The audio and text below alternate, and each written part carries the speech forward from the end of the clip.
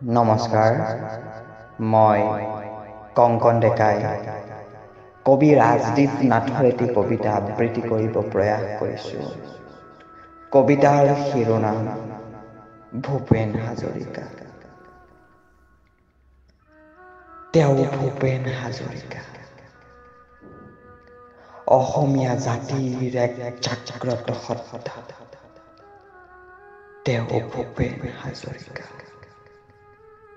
যাৰ বুকুত আছিল অসমীয়া, তেজত আছিল অসমীয়া, যাৰ দেহৰ ৰন্ধে ৰন্ধে বিয়পি আছিল অসমীয়াৰ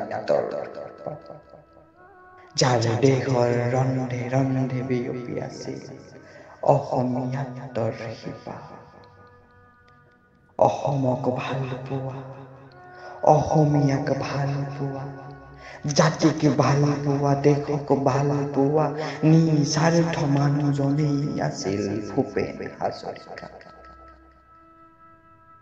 যলৈকে গৈছিল লগত লৈ গৈছিল স্বাভিমানী অসমীয়াৰ এটি জুলুম, যি জুলুমত সুমুৱাই আনিছিল বিশ্ব শান্তি আৰু একতাৰ এটি মেটমৰা ভঁৰাল। তেওঁ ভূপেন হাজৰিকা, যাৰ ভাষাত আছিল উচ্চাৰণৰ স্পষ্টতা, যাৰ পোচাকত আছিল দেশীয় বিশুদ্ধতা। কি নাছিল তেওঁ?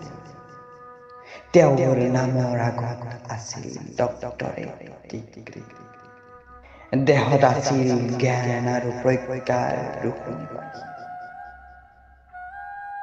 তেওঁ হ'বতো পাৰিলেহেঁতেন স্বজাতিৰ মুখ এৰি চিৰপ্ৰবাসী, পাৰিলেহেঁতেন ইংৰাজী বঙালী গাই পাহৰি পেলাব অসমীয়া সংস্কৃতি, কিন্তু তেওঁ যে অসমীয়াৰ গৌৰৱী। তেওঁৰ হৃদয়ৰ কোঠালিত আছিল জাতিৰ প্ৰতি ভাল পোৱা, তেওঁৰ দেহত আছিল এটি সংগ্ৰামী সত্তা, তেওঁ আছিল বিপ্লৱী গীতৰ স্ৰষ্টা। তেওঁৰ নাম আছিল ভূপেন হাজৰিকা। হেৰা অসমীয়া, নেজানো বুলি গৌৰৱ কৰা নীলাজ অসমীয়া, শুনিছানে নাই? তেওঁৰ নাম আছিল ভূপেন হাজৰিকা। তেওঁৰ নাম আছিল ভূপেন হাজৰিকা।